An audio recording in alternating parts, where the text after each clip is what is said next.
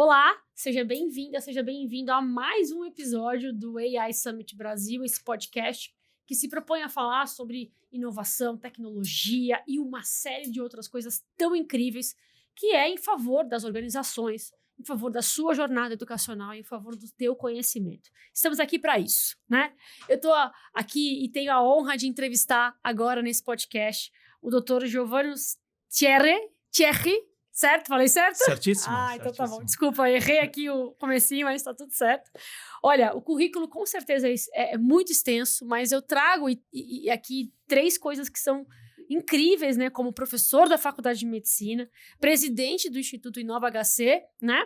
E também do Instituto de Radiologia, certo, doutor? Muito Exato. bom. Que é onde está acontecendo o AI O Summit. AI Summit, que é o INRAD, né? Exatamente. Aqui. Isso aqui, inclusive, mais uma vez, a gente estende aqui o nosso muito obrigada, né?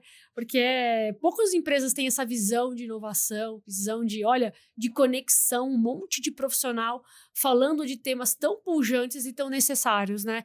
E fazendo um recorte agora específico para a inovação dentro do ecossistema da saúde. E já que a gente está nesse ecossistema, eu já começo perguntando um pouco da tua jornada e como é que você, doutor, né, como é que o senhor, entrou nessa jornada de inovação? Como é que o senhor percebeu essa necessidade? Não, eu fiz minha carreira toda na saúde, me formei pela Faculdade de Medicina da USP, fiz radiologia. Sim. E depois tive a oportunidade de ser diretor da Faculdade de Medicina por 2 vezes. Olha só. E o diretor da faculdade é o presidente do Conselho Deliberativo do Hospital das Clínicas, né? Olha só. Onde eu também fui diretor clínico durante um mandato. Em determinado momento tive a oportunidade de criar o Instituto do Câncer, né, que é um dos nossos institutos, que é hoje o maior centro de câncer do país, e ocupei durante alguns anos a Secretaria da Saúde do Estado, na época do governador Geraldo Alckmin. Olha que legal. Aí, depois que acabou a missão da minha segunda diretoria, que comemorou os 100 anos da Faculdade de Medicina, eu achei que devia me reinventar. Olha, né? que legal. Fazer algo que pudesse trazer uma contribuição à instituição e à área da saúde do país. E a ideia foi criar um centro de inovação para organizar a inovação dentro do Complexo Hospital das Clínicas, porque o Hospital das Clínicas sempre foi inovador, né? Aqui foram desenvolvidas técnicas importantes, aqui foi feito o segundo transplante de coração do mundo, foi desenvolvida a técnica do transplante intervivos de fígado, né? E foi feito o primeiro transplante intervivo de fígado do mundo. Foram desenvolvidos equipamentos e muitas outras coisas, mas a ideia foi organizar a inovação. Perfeito. E estimular o empreendedorismo entre os alunos da Faculdade de Medicina e também entre os colaboradores. Isso aconteceu 10 anos atrás. 10 anos atrás, então, tivemos a oportunidade de criar o Inova HC. Que legal. Né, que era o hub de inovação do complexo. E todos os institutos, aqui o Hospital das Clínicas tem vários institutos. Tem o INCOR, né, que é renomado na área de cardiologia, tem o Instituto da Criança, o Instituto de Ortopedia, tem o Instituto do Câncer, o ICESP, tem o Instituto de Radiologia. Então, toda a inovação do complexo ficou embaixo desse guarda-chuva de Inova HC. Olha que interessante. Que a ideia era apoiar as iniciativas, né, estimular startups, e utilizar essas startups, o HC, como uma área de teste das startups. Um laboratório, né? Exato, um laboratório vivo, em literalmente. Saúde. Né? Inicialmente, isso começou com uma parceria com a GE, né? A GE que fez o primeiro financiamento para o Inova HC. Olha que legal. Dessa primeira parceria com a GE, que foram 10 projetos envolvidos aqui, um dos projetos virou uma patente, que está, esse dispositivo, esse software está hoje nos equipamentos de radiologia vascular da GE. Olha, né? Que interessante. E esse software já está numa segunda geração que está sendo desenvolvida aqui dentro também, que é uma geração de software com inteligência artificial. Olha, que legal. Então, mostra como, né, a evolução da inovação. Depois, fomos construindo parcerias. Hoje temos mais de 40 parcerias com empresas. Temos um laboratório de inteligência artificial do InovaHC, que está aqui no INRAD, e que é uma parceria inicial com a Siemens, com a FAPESP. Temos mais de 50 colaboradores, pós-graduandos, temos um grande time lá, desenvolvendo projetos de inteligência artificial na área da saúde. Hoje temos as grandes empresas do setor, a AWS, a Siemens, a GE, a Philips e muitas outras. Muitas que trabalham, de fato, com equipamentos para a saúde, né? Exato. E nesse espectro de atuação na saúde do corpo, né? E tudo mais, né? Muito interessante. E aí nós validamos algoritmos, desenvolvemos até colaboradores, nós já desenvolveram algoritmos aqui, como um algoritmo para detecção de tumores de fígado. Olha. Hoje, com a AWS mesmo, estavam discutindo um projeto de um novo laudo de radiologia, de diagnóstico de imagem, o laudo com inteligência artificial generativa. Perfeito. Tá?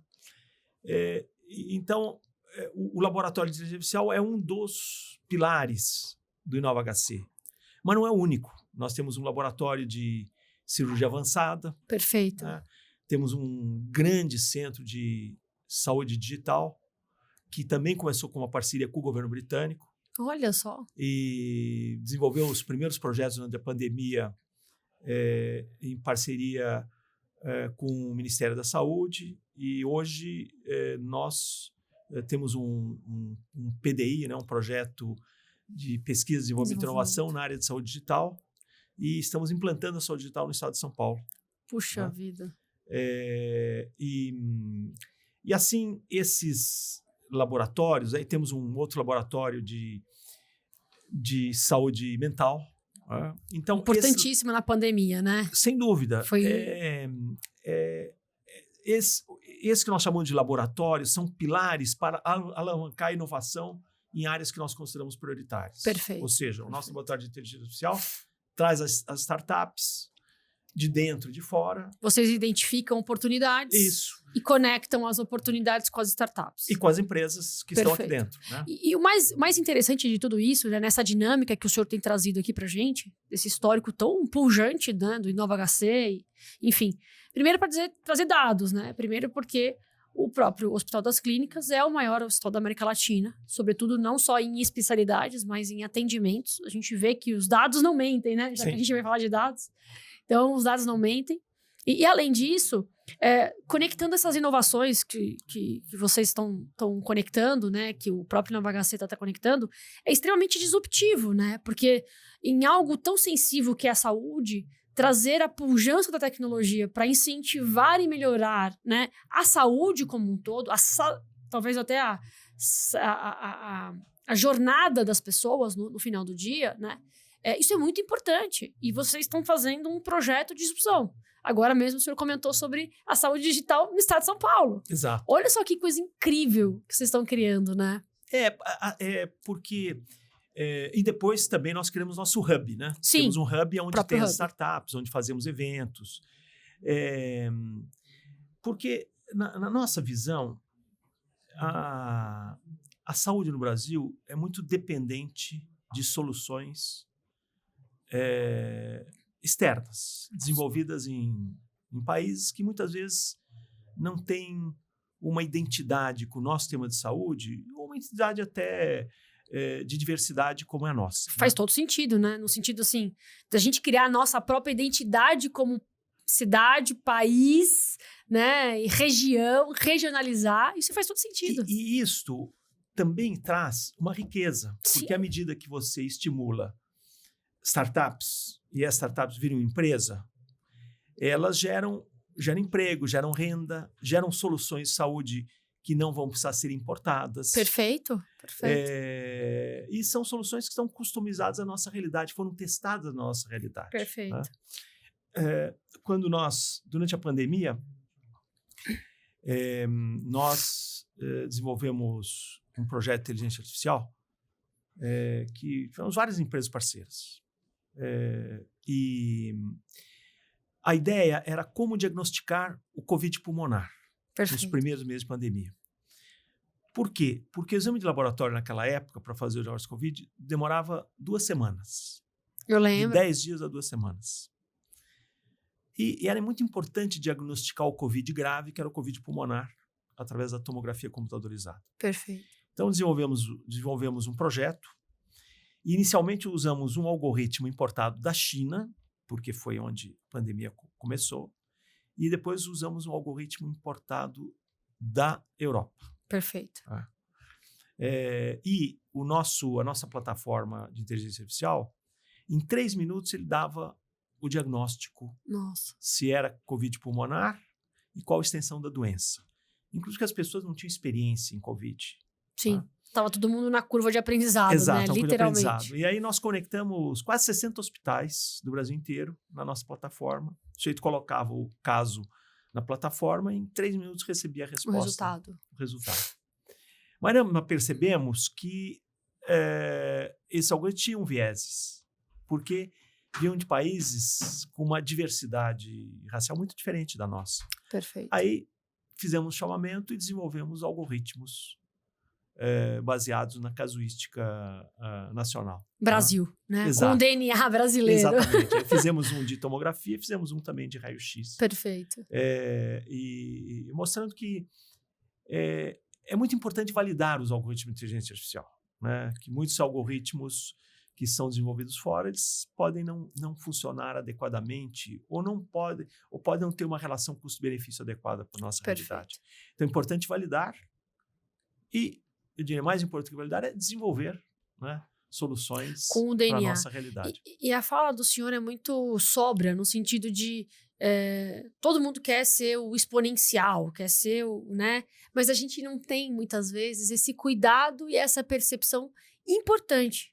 E que bom que vocês foram atrás de algoritmos que realmente pudessem ajudar a gente a ganhar essa eficiência e essa celeridade, principalmente no momento de pandemia, que foi um momento extremamente desafiador para todo mundo, né?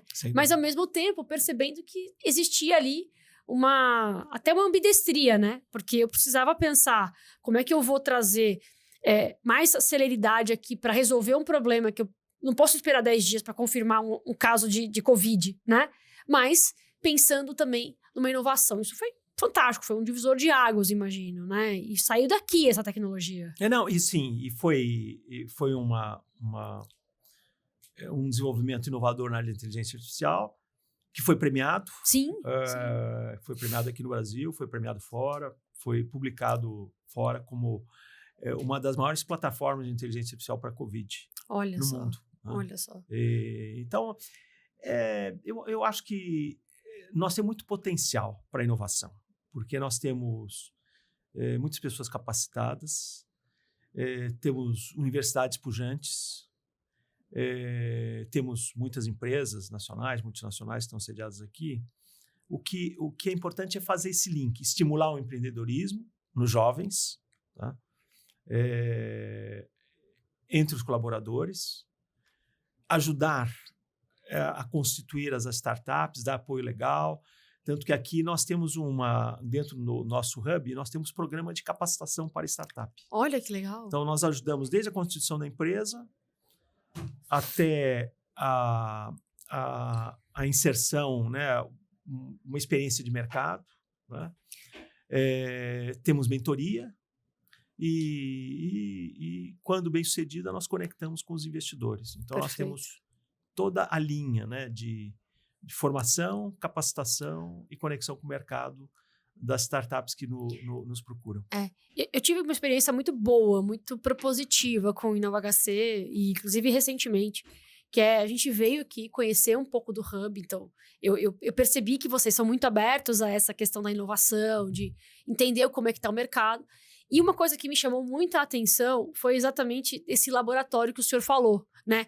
A startup vem, recebe um monte de conhecimento, muitas informações. Ela pode ser acelerada aqui, inclusive, né, por conta do programa, mas ela pode ter o maior dos programas, que é estar dentro do HC, testando a sua solução. Exato. Ou seja, vocês estão preparando essa startup, Vocês estão trazendo inovação para dentro de um ecossistema necessário, porque a saúde é necessária, né? A saúde precisa de inovação.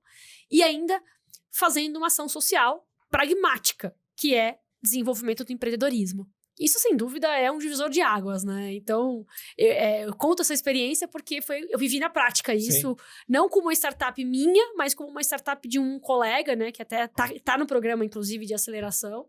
E é muito interessante porque essa questão da ação, do impacto social que vocês geram, é realmente muito pujante também. São mais de 200 startups que passaram pelo programa. Hoje, né, o senhor comentou, 40 estão ali fazendo, né, o processo realmente de incubação. E olha só que incrível, né? Gerando economia circular. Sem né? dúvida, A gente fala exatamente. isso. É isso que nós consideramos muito importante, né? E nós aproveitamos e realizamos eventos também. Então, nós temos um hackathon do Inova. Temos uma parceria com a Harvard para um hackathon internacional. Que legal. Onde startups do mundo inteiro acabam competindo. E nos últimos 2 anos, nós tivemos os melhores resultados desse hackathon. Então, também a questão dos eventos, da conexão entre os vários empreendedores, porque inovação não se faz sozinho, né? Perfeito. Inovação faz em parceria. Perfeito. E é por isso que é muito importante criar um ecossistema, né? Onde todos estejam, empreendedores, empresas, os quem tem financiadores. As dores, né? As dores também, né? Isso é muito importante. E nós sempre elegemos um projeto, né? Assim como nós elegemos saúde digital no passado, como elegemos inteligência artificial, o projeto que nós elegemos para 2025 é interoperabilidade. Olha. Porque nós buscamos escolher projetos que possam transformar a saúde. Perfeito. Como a inteligência artificial. Perfeito. É um elemento transformador. Saúde digital. Né? A saúde mental. E esse ano nós estamos trabalhando no projeto de interoperabilidade. Porque a interoperabilidade pode representar uma economia de 15% na saúde. O que significa interoperabilidade? Significa que hoje o paciente vem aqui no HC, amanhã ele pode estar no hospital da prefeitura, mas no hospital da prefeitura eles não sabem nada do que foi feito aqui no HC. Perfeito. E vão repetir todos os exames, vão fazer as mesmas perguntas, e depois ele pode ir para um hospital privado, e nada disso se conecta. Nem no sistema público, ou seja, nós não temos a UBS conectada ao Hospital de Atenção Secundária e Terciária, ou aos ambulatórios médicos de especialidade dentro do setor público, e nós não temos o setor privado conectado, ou seja, os hospitais privados e os laboratórios não falam entre si. E que em algum momento também pode passar a atender esse paciente. Claro, do setor público. Do setor público. Os dois setores, eles são intercomunicantes, né? Ou seja, o paciente do setor público atende o setor privado e vice-versa. E o nosso projeto visa fazer com que o paciente, aonde quer que ele esteja, ele possa ter acesso às suas informações de saúde. Olha que legal.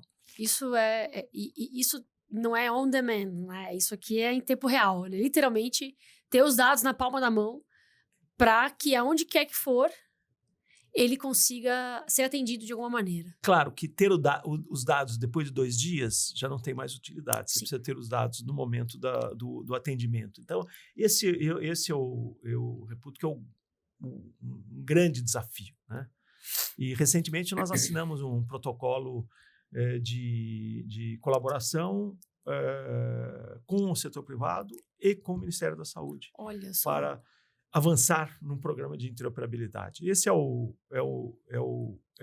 grande desafio da saúde no momento, a interoperabilidade. Perfeito. E nós compramos esse desafio porque essa é a nossa visão, né? Como transformar o sistema de saúde e beneficiar, em particular, o cidadão, né? O usuário. Né? Agora, doutor Giovanni, uma coisa que assim, por curiosidade mesmo, né? O senhor médico formado, professor da faculdade, enfim, super renomado. Isso é muito interessante. E contar um pouco da jornada. Um mosquitinho da inovação picou o senhor em algum momento, né? E aí, com essa sua cabeça, com essas suas informações todas, em que momento, o senhor falou, né, eu precisava me reinventar, mas em que momento o senhor percebeu, olha, eu preciso realmente trazer isso para dentro de Nova HC, ou formar em Nova HC, para realmente beneficiar essa população? Como é que foi esse momento, esse estralo? Teve esse momento?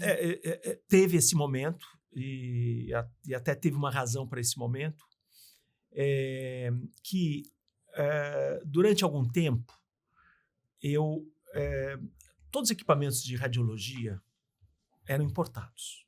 Né? Europa, Estados Unidos... Tudo era importado. Era ultrassom, tomografia, ressonância. Fazíamos aqui raio-x bem simples, mas até a maior parte dos raios-x eram importados também. Uhum.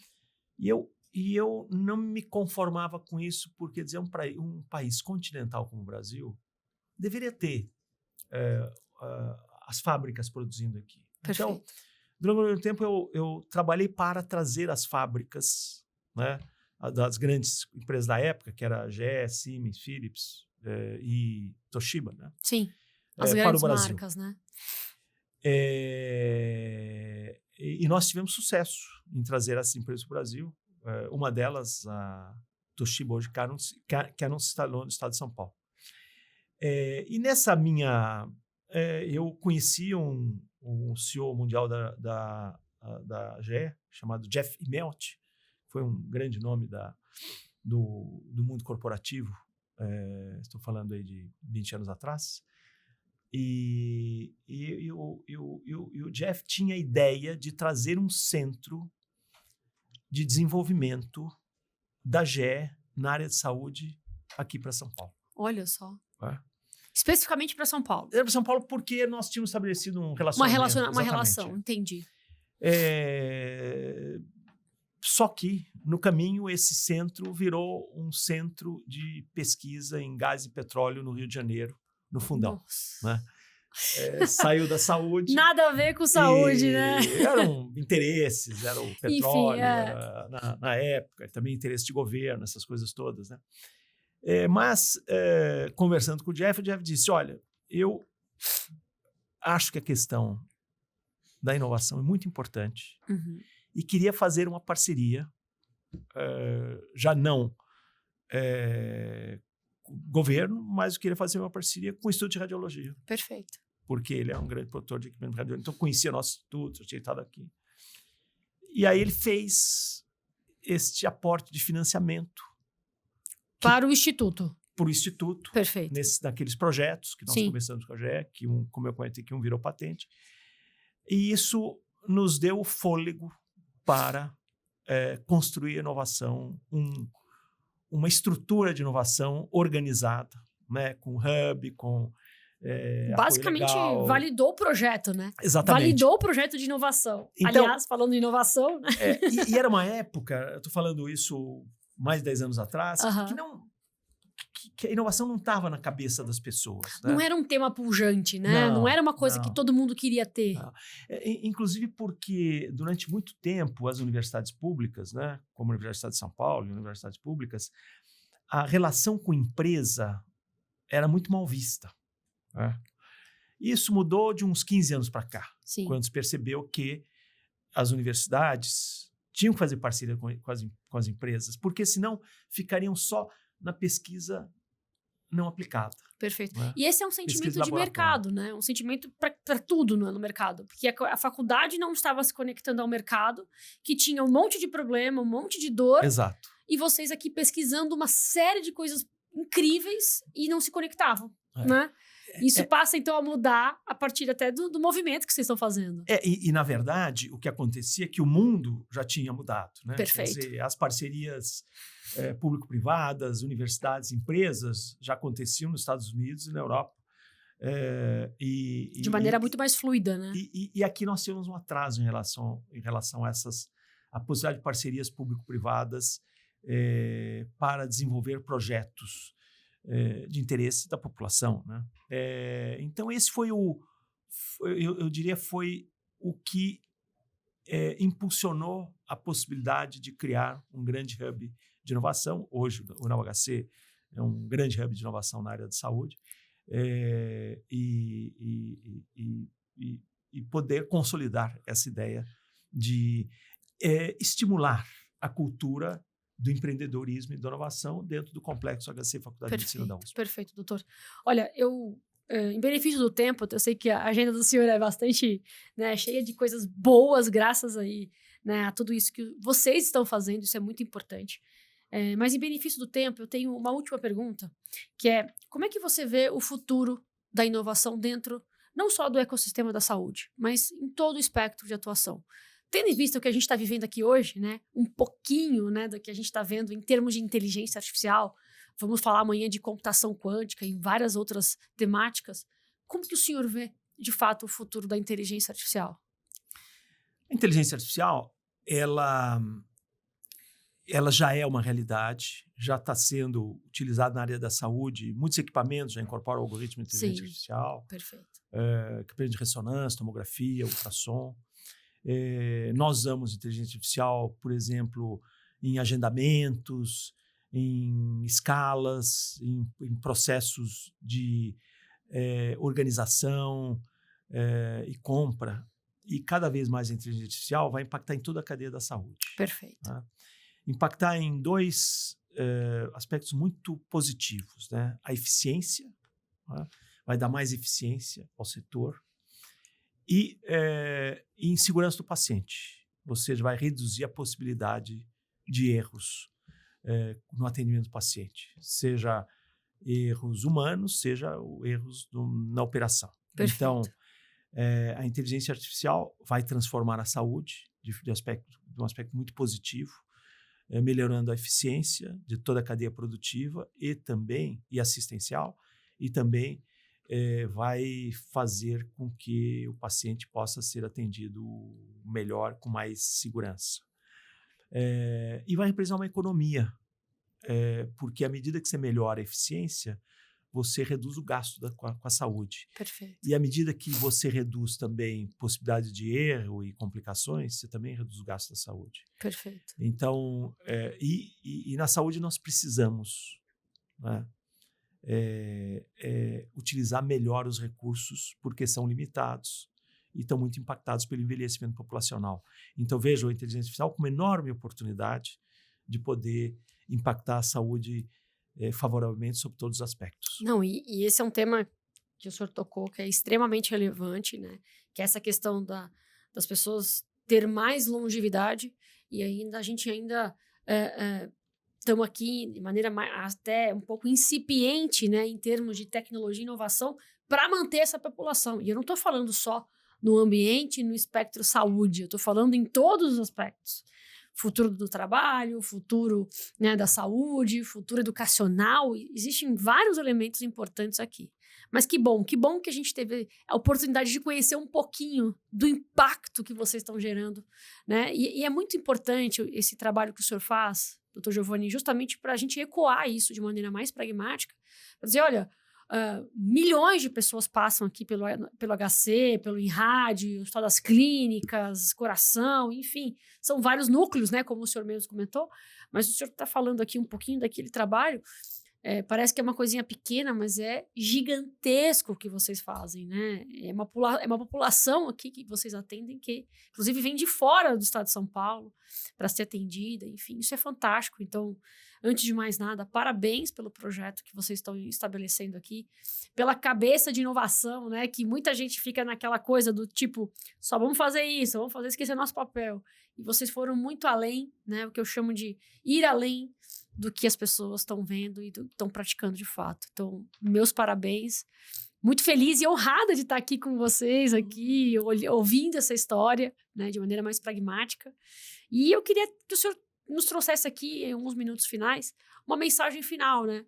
Do que o senhor acredita em relação à tecnologia, inovação, né? Para além da IA, porque a IA é uma coisa, né? É um elemento que a gente pode usar dentro do espectro tão amplo, né, da tecnologia, da inovação. Nós vivemos a era da transformação digital. Perfeito. Né?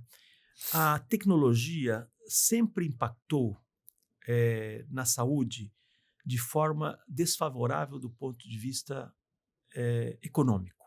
Ou seja, um novo equipamento desenvolvido, um tomógrafo, uma ressonância, representava um ônus, um investimento para o hospital, para o sistema de saúde, apesar de ter benefícios para o paciente, indiscutíveis, Claro. mas representava um aumento de custo. Sim.